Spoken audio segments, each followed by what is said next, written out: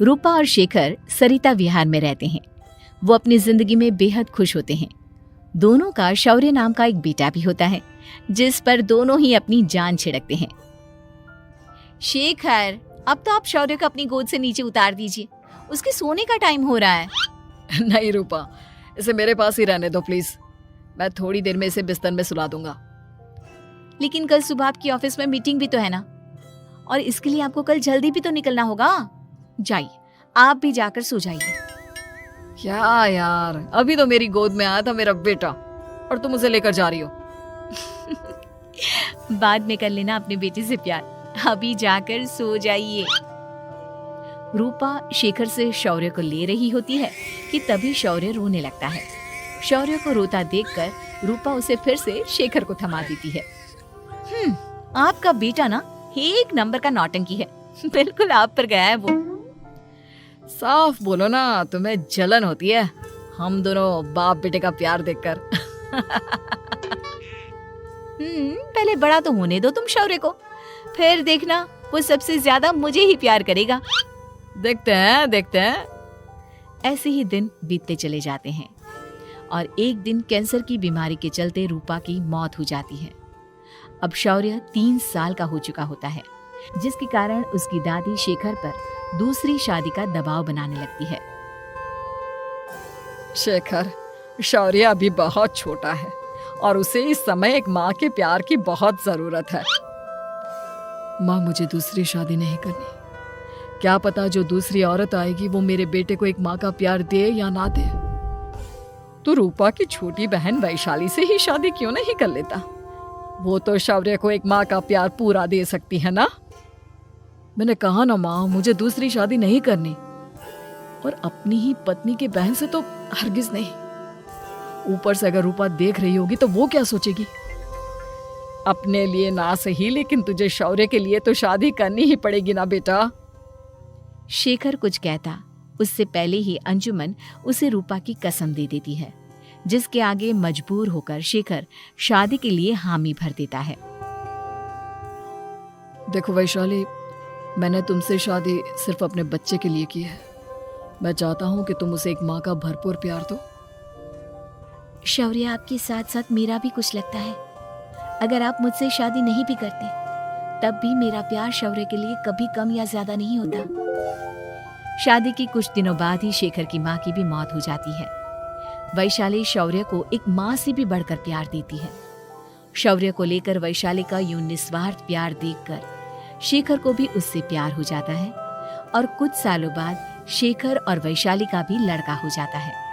लेकिन इसके बाद वैशाली का शौर्य को लेकर बर्ताव बदलने लगता है।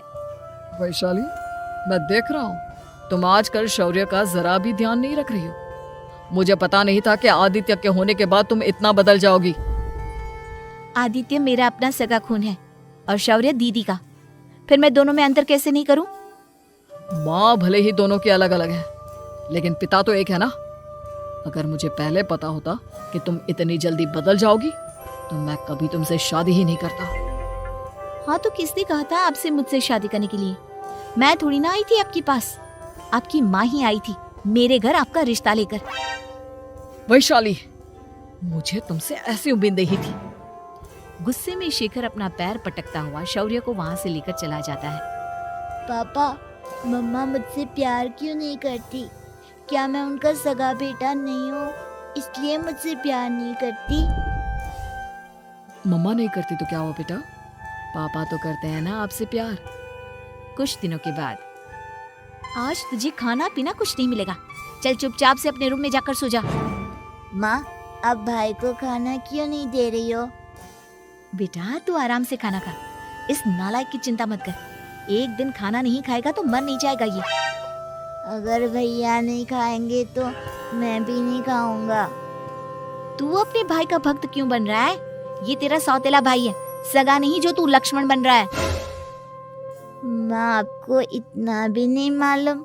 श्री राम और लक्ष्मण सगे भाई नहीं थे। श्री राम माता कौशल्या और लक्ष्मण माता सुमित्रा की कोख से जन्मे थे। दोनों की सिर्फ पिता एक थे, लेकिन माँ अलग थी। मुझे ज्यादा ज्ञान देने की जरूरत नहीं है, ये सतयुग और त्रेता युग नहीं है, समझे? आया बड़ा भाई का चमचा।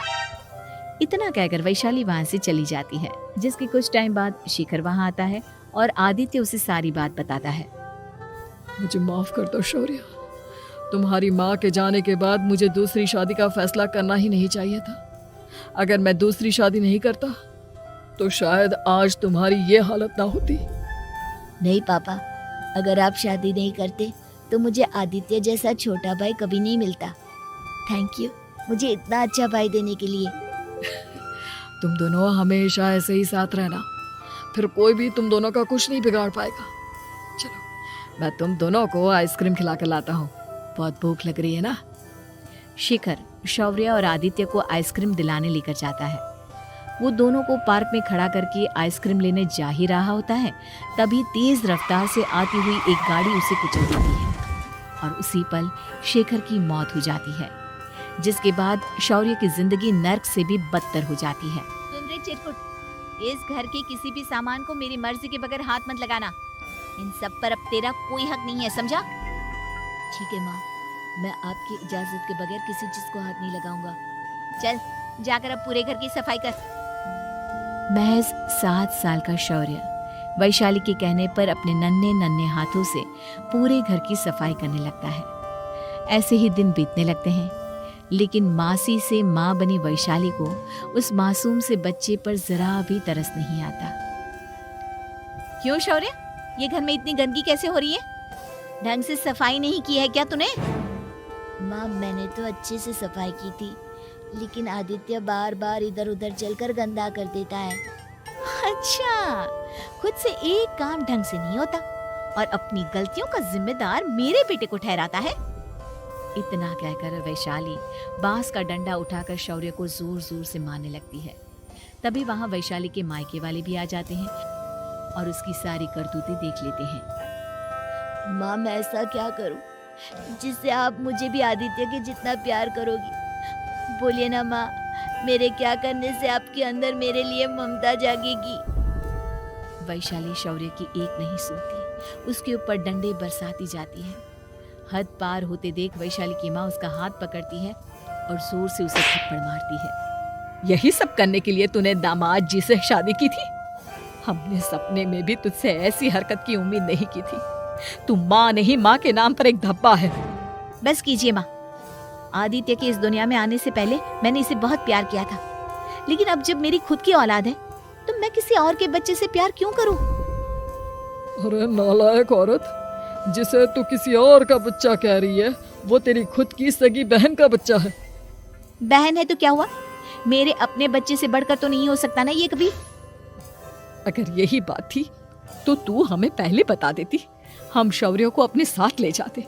उसे इस तरह प्रताड़ित करने की क्या जरूरत थी? अगर आपको लेकर जाना है ना तो ले जाइए इसे, मैं नहीं रोकूंगी। नहीं माँ, मुझे कहीं नहीं जाना, मुझे आपके साथ ही रहना है।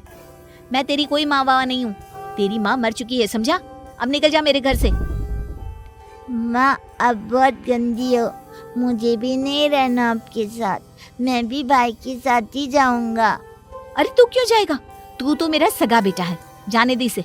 हम यहाँ ऐश से रहेंगे, तुम्हारे पापा बहुत सारी जमीन जायदाद छोड़ गए हैं तुम्हारे लिए। नहीं माँ, मुझे भाई के साथ जाना है। आप अच्छी नहीं हो, आप बहुत बुरी हो, आप भाई को बहुत परेशान करती हो। देख वैशाली, तुझसे ज्यादा समझ तो इस मासूम बच्चे में है। ये तेरे बुरे कर्मों का ही नतीजा है जो आज तेरी सगी औलाद खुद से तुझे ठुकरा रही है। आदित्य, तुझे इस शौर्य ने भड़काया है ना मेरे खिलाफ?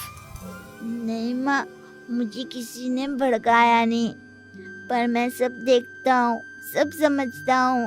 भाई बहुत अच्छा है, वो आपकी जैसा नहीं है। चलिए नानी। इतना कहकर वैशाली के मायके वाले आदित्य और शौर्य को अपने साथ ले जाते हैं और इस तरह वैशाली बड़े से घर में अकेली पड़ जाती है। 2 बेटों के होते हुए भी आज उसे माँ कहकर बुलाने वाला कोई नहीं।